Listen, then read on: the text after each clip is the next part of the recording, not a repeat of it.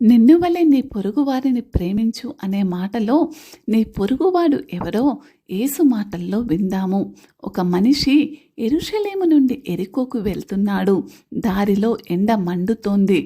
రాళ్ళు, కొండలు చుట్టూ ఉన్నాయి. ఒంటరిగా వెళ్తున్న అతన్ని ఇద్దరు దొంగలు గమనిస్తారు. రాళ్ల వెనక నుంచి మెల్లగా వచ్చి అతని మీద పడి దాడి చేస్తాడు. అతడు తిరిగి దాడి చేసినా గెలవలేకపోతాడు. ఆ మనిషి దగ్గర ఉన్నవన్నీ కూడా దోచుకొని నిస్సహాయ స్థితిలో గాయపడిన అతన్ని వదిలివేసి వారి మార్గంలో వాళ్ళు సంతోషంగా వెళ్ళిపోతారు.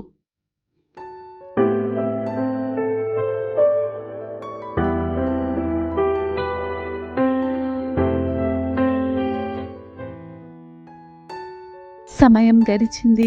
దారి నిశ్శబ్దమైంది. తర్వాత ఒక యాజకుడు ఆ దారిన నడుచుకుంటూ వచ్చాడు.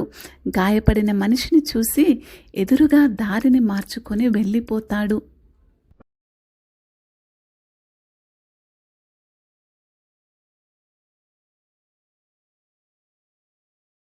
కొంత సమయం తర్వాత ఒక లేవీయుడు మరి అదే దారిన వెళ్తూ దేవుని వాక్యం తెలిసిన వాడైనప్పటికీ అతనిని చూసి కొద్దిసేపు ఆగి కానీ సహాయం చేయకుండానే వెళ్ళిపోతాడు.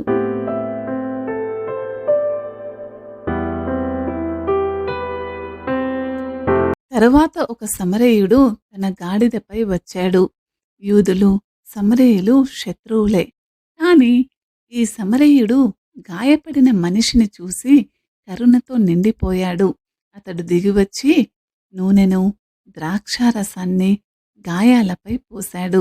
తన వస్త్రం చింపి అతనికి కట్టు కడతాడు. తర్వాత మరి మెల్లగా అతన్ని లేపి గాడిదపై ఎక్కించి వాళ్ళిద్దరూ కూడా సత్రానికి పయనమై వెళ్తారు. అలా కొంత దూరం నడిచాక సత్రాన్ని చేరుకుంటారు. అలా ఇద్దరూ సత్రం చేరుకున్నాక గాయపడిన వ్యక్తిని జాగ్రత్తగా సత్రం లోపలికి దారి చూపిస్తూ తీసుకువెళ్ళి ఎంతో జాగ్రత్తగా కూర్చోబెడతాడు. కూర్చోబెట్టి వెంటనే తనకి కావలసిన పానీయములను ఇచ్చి మెల్లగా సర్ది చెబుతాడు.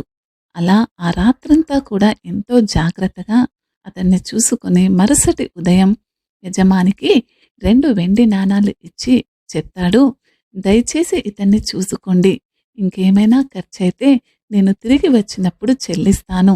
మీరు మాత్రం ఇతన్ని చాలా జాగ్రత్తగా చూసుకోండి అని చెప్పి తను ఇంటికి బయలుదేరుతాడు. ఈ ముగ్గురిలో ఎవరు గాయపడిన మనిషికి పొరుగువాడయ్యాడు? దయచూపినవాడు అంటే ఇక్కడ సమరయుడే కదా. మరి యేసు అంటున్నాడు, నీవు కూడా అలాగే వెళ్ళి బ్రతుకుము అని.